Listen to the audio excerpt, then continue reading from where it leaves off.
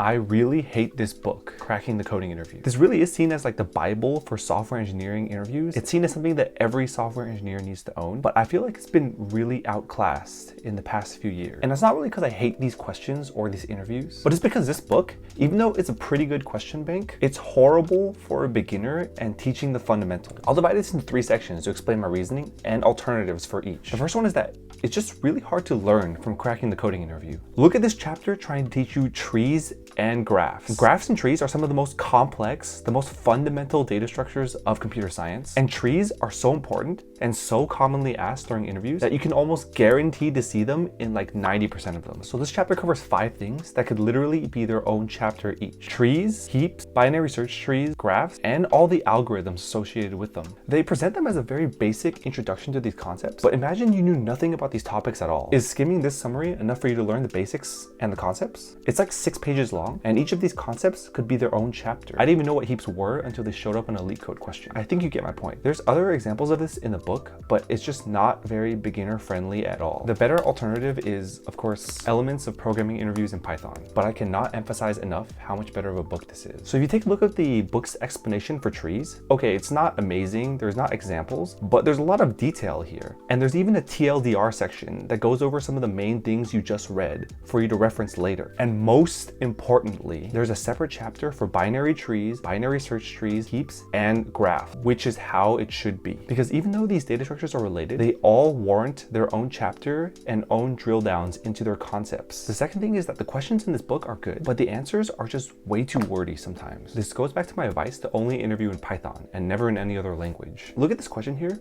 which is a very similar question in CTCI and in EPI, but the answer is so long in the first one. Imagine writing all this on a whiteboard. Do you think you would have enough space in an hour under pressure? And look at the EPI solution. It's much shorter and much easier to write if you are writing this on a whiteboard or even just typing it out on a screen. And the best part about the chapters of EPI is that they introduce one concept and they build up through the questions from easy ones to much more involved ones. So you're learning the concepts one step at a time. On a side note, this is a pretty big nitpick. The solutions in EPI are right after the question, which is much appreciated, because now you don't have to go and flip to the back of the book like it is in the CTCI book. It's just one more little thing that will save you time. So the third thing is being able to check your work. So I understand that CTCI was written in 2008 and LeetCode was created in 2015. So at the time, I'm sure that CTCI was amazing, but it's now 2022 and these interviews are harder than ever. So we need better and more efficient ways to check the answers to our solution. Because a lot of times when we're writing code for these solutions, they might not look exactly how they look in the book. And now you have to do some comparison work between your solution and the one in the book. 1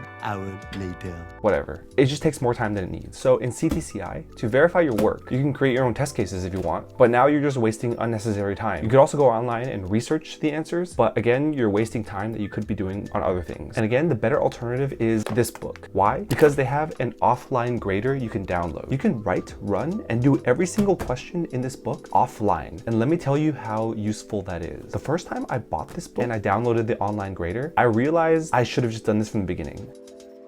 People always ask me why Python is better than Java or other languages for interviews. And my answer is, look at this very simple question. This is twosome, a very common question. I think it's literally number 1 on LeetCode. And look at the character difference between the Java and the Python code. Okay, so you might be thinking that doesn't matter. I type 151 words per minute, but in the pressure of an interview, literally every second will count. The parallel I can give is of professional athletes. These are the ones that are so good at what they do that they spend literally years, thousands and thousands and thousands of dollars on trainers and nutrition and all that stuff just to be 1% better than their competition. So anything that can make you 1% better is gonna give you an edge over other people. And let me ask, have you ever written code into a word processor before? Well, sometimes that happens. And if it does, you'll be happy you used Python. The other thing is the library. So Java has a pretty good standard library, but what about other languages like JavaScript? What if you're doing an online programming assessment and you need a heap? Well, JavaScript doesn't have a heap library. So now you're gonna have to implement your own. And yes, you could tell the interviewer to assume that